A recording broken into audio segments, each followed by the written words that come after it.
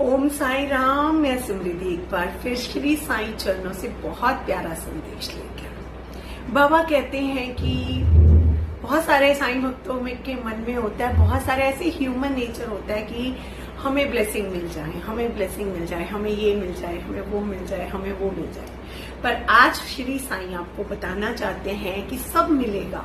आपकी लिस्ट में जो जो आपने लिखा है वो आपको सब मिल सकता है, पर उसके लिए क्या करना पड़ेगा। तो करना क्या है, इस संदेश को ध्यान से सुनना है और अपने जीवन में फॉलो करना है। किए दान पिछले जन्म, किए दान पिछले जन्म, इस जन्म में पाए, पाने की आशा अगर तुरंत दान कर जाए। कि अगर तो श्री साई कहते हैं कि पाने की इच्छा तो सब ह्यूमंस में होती है। जब हम इस धरती में आते हैं तो देने से ज्यादा पाने की इच्छा रखते हैं, पर हम पा बहुत कुछ रहे हैं जिसके लिए हम ग्रैटिट्यूड लिखते हैं। तो वो आप कैसे पा रहे हैं? क्योंकि पिछले जन्म में जो हमने अच्छी चीजें की थी, जो अच्छे कर्म किए थे, वो हम आज पा रहे हैं। इस जन्म में जो हम अच्छा करेंगे हम आगे पाएंगे। तो हमेशा देने का भी सोचे, दान का भी सोचे।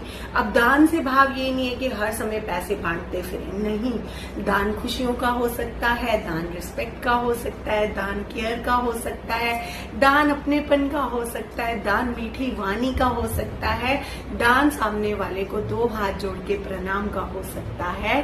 तो जो दे रहे हैं वही तो मिलेगा, जो बोया है वही तो काट रहे हैं, जो काट रहे हैं फिर उसके बाद जो बोएंगे वही तो काटेंगे।